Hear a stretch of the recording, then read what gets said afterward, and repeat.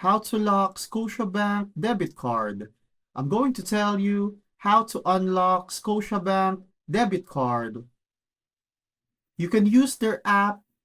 Once you're logged in, select the debit card or account that you are planning to lock and then click on Manage. Now under Settings, click on Lock or Unlock Card.